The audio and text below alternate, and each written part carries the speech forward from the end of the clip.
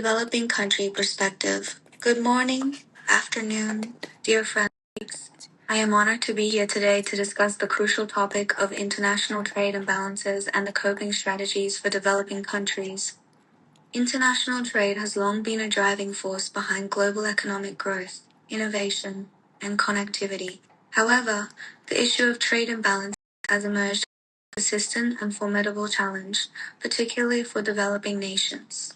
These imbalances, often characterized by chronic trade deficits where imports surpass exports, expose developing countries to a plethora of economic vulnerabilities. The root causes of such imbalances are complex and intertwined.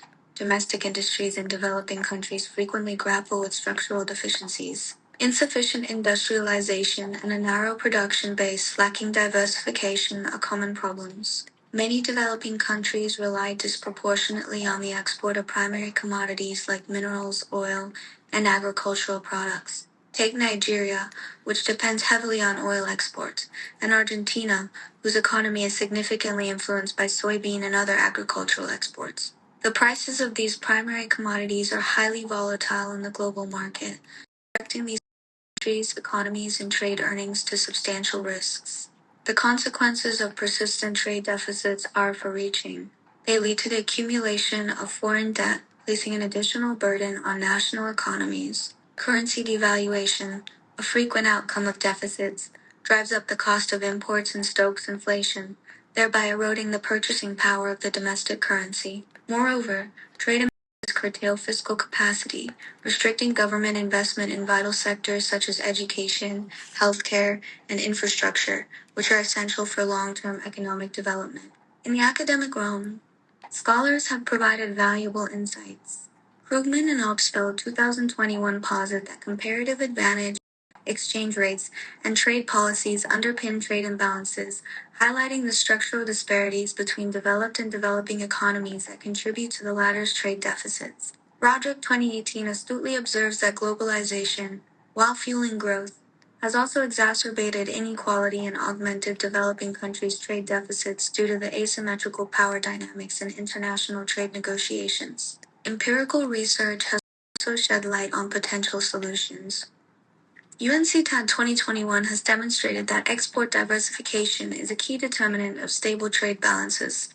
Economies overly reliant on a limited range of commodities, as seen in many African countries dependent on natural resources, are highly vulnerable to price fluctuations. UNECA 2020 has emphasized the role of regional trade agreements like the African Continental Free Trade Area (AfCFTA) in redressing trade imbalances.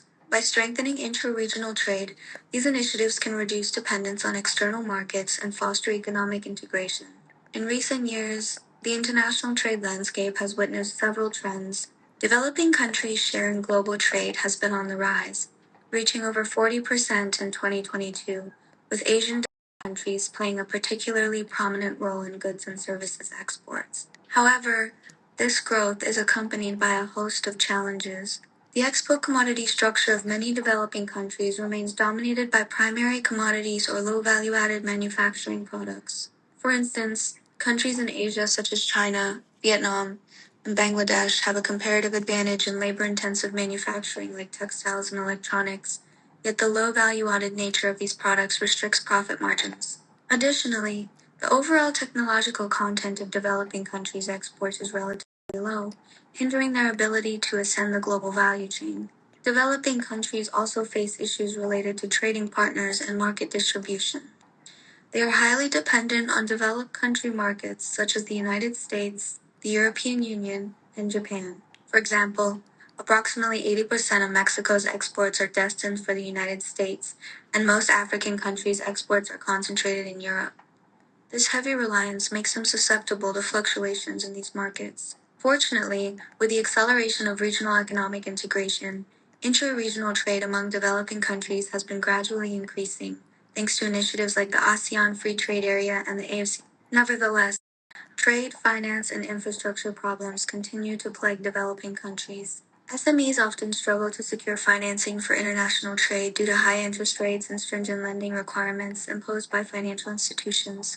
Inadequate infrastructure, including logistics, transportation, and ports, not only elevates export costs, but also hampers trade efficiency. Some African and Latin American countries are at a distinct disadvantage in international trade because of poor transport conditions. In conclusion, understanding the root causes of trade imbalances and formulating appropriate coping strategies are of paramount importance for developing countries. Policymakers should prioritize strengthening regional trade agreements to enhance regional cooperation and reduce external dependence. They should also focus on promoting export diversification by transitioning from primary commodity exports to manufacturing and service sectors. Furthermore, investing in green technology and sustainable practices can not only address environmental concerns but also unlock new market opportunities in renewable energy and eco-friendly products.